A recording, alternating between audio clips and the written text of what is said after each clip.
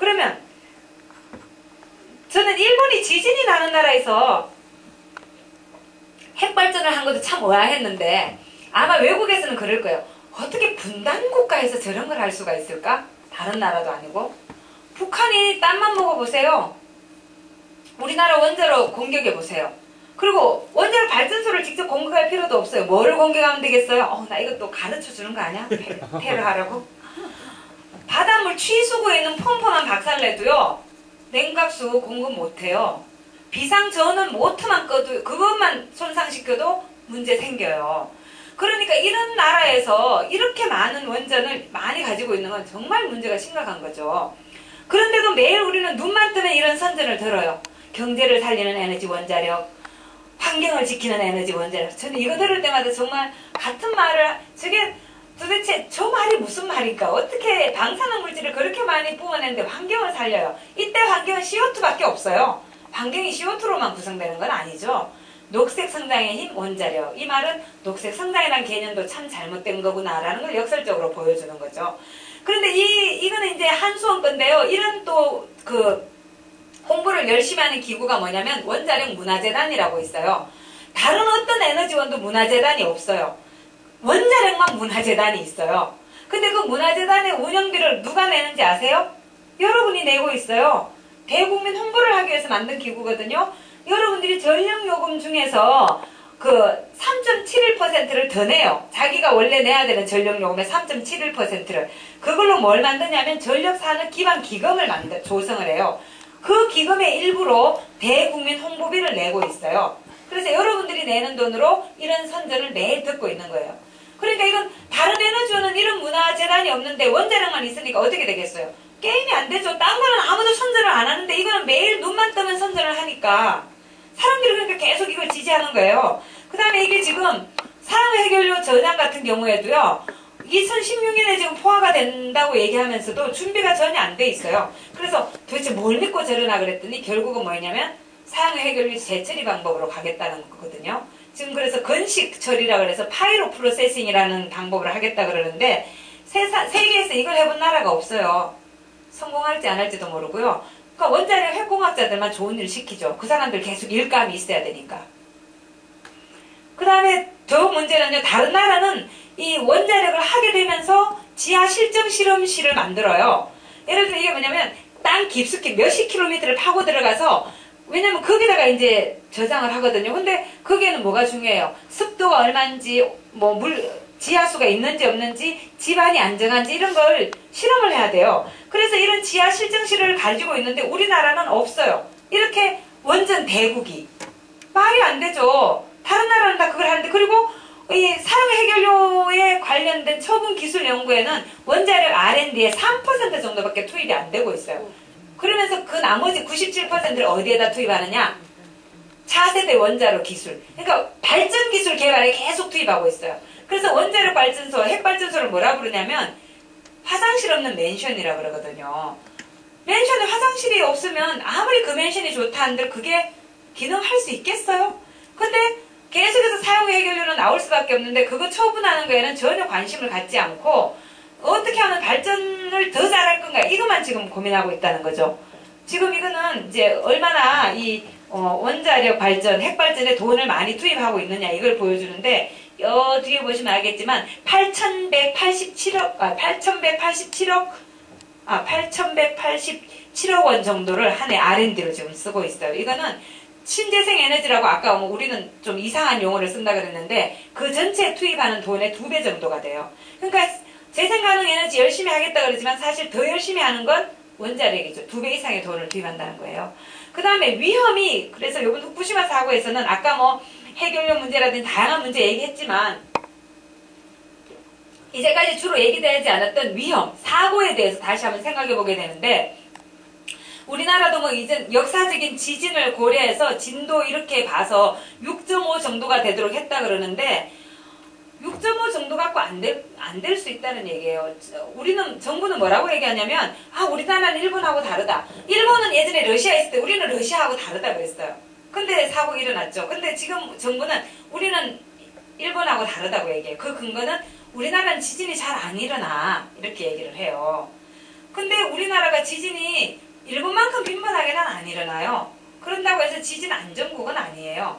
일본이 더 자주 일어나는 건 거기가 판들이 만나는 지역이기 때문에 굉장히 빈번하게 일어나는데요. 우리나라도 역사적으로 이렇게 지진이 많이 일어났어요.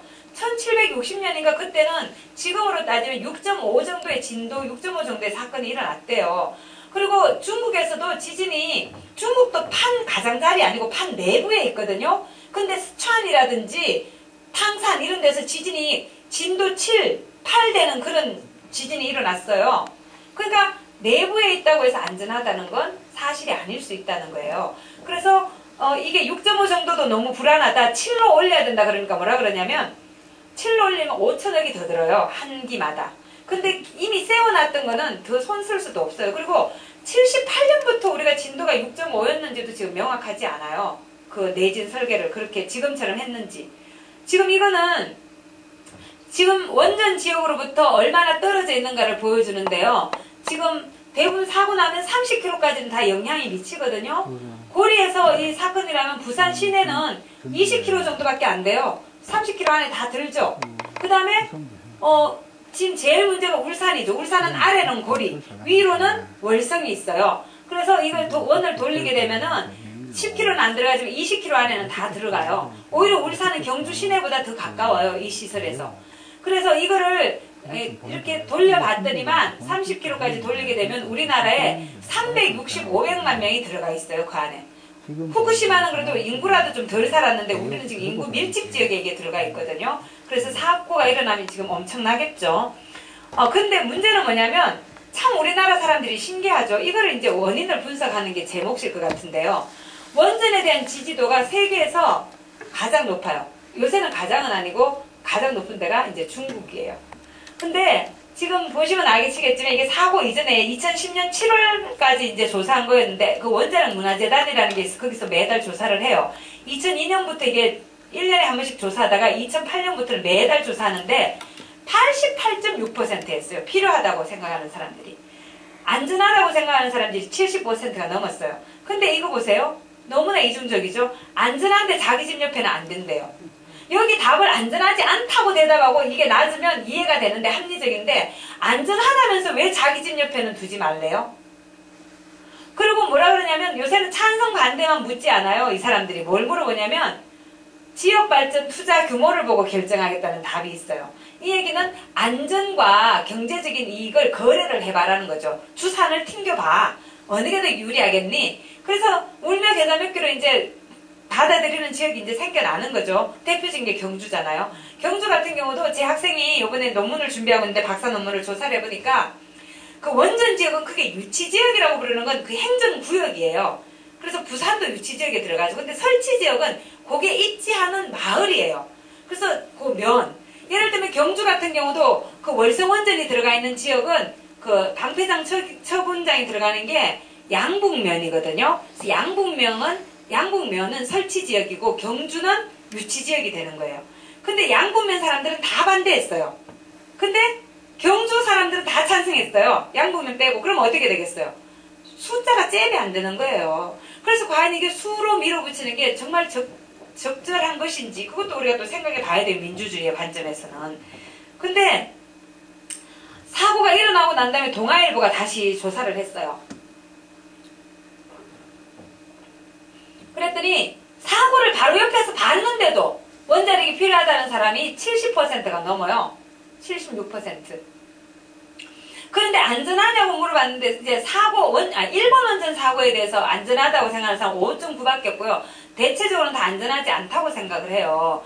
그리고 이제 이건 이제 좀 문제를 잘못 물어본 것 같아요. 이게 원전에 대해서 얼마나 안전하다고 생각하느냐를 물어봐야 되는데 그 다음에 여기에 보면 처리장이나 원전 발전소가 들었으면은 찬성하겠다는 사람이 더 떨어졌어요. 11% 정도밖에 안 되는 거예요, 이제는.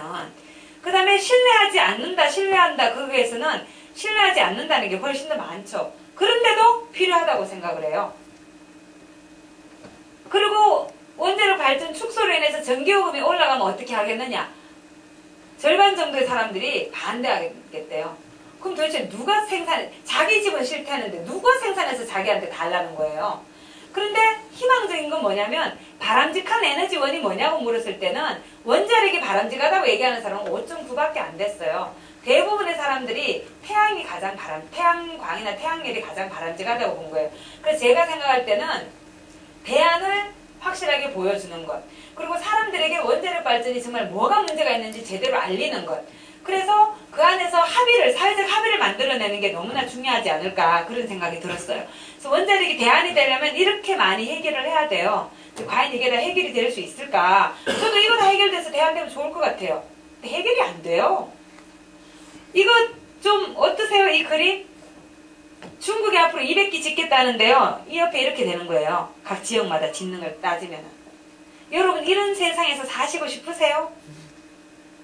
이게 지금 우리나라도 이렇게 많이 짓는데 중국은 더하죠. 불행 중 다행으로 여기서 사고가 일어나서 바람이 이렇게 안 왔다 그러지만 여기서 사고 나면 어떻게 되겠어요? 다 일로 오죠.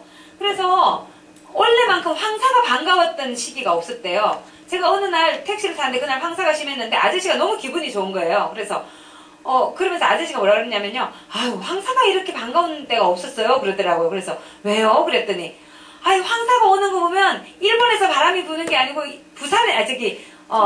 중국에서 온다는 게 확실하다는 거잖아요. 정부가 얘기해도 안 믿다가 이 황사를 보고는 아, 진짜 중국에서 바람이 오는구나 라는 걸 느꼈다는 거예요. 근데 문제는 뭐냐면 우리가 계속 지으면서 야, 중국에서 사고 나면 우리한테 다 오니까 니네 발전소 짓지 마 이렇게 얘기할 수 있어요? 없다는 거예요. 같이 안 지으면 모를까. 우리는 막 지으면서 바람 때문에 니네는 안 되라고 얘기할 수는 없는 거죠. 그래서 저는 그리고 이런 사고가 일어나면 이건 한 국가의 문제가 아니고요. 이거는 국경을 넘어서는 전 세계 문제예요. 그래서 오히려 앞으로는 좀 더 원자력 발전소를, 핵발전소를 지을 것인가 말 것인가에 대해서 다른 나라들이 개입해야 되는 문제가 아닌가라는 생각이 들었어요. 일본에서 지금 오염수를 태평양에 무단으로 방류했잖아요. 그거 언제 우리 식탁 위에 올라올지 몰라요. 근데 그거를 그냥 짓고 싶다고 다 지을 수 있게 내버려 두는 것이 과연 이게 정당한가 그런 생각이 들더라고요. 그래서 하여튼 중국하고 한국하고 일본이 이제 같은 운명 공동체예요. 이거 정말 뭔가 얘기를 같이 해야 될 필요가 너무나 있는 거예요.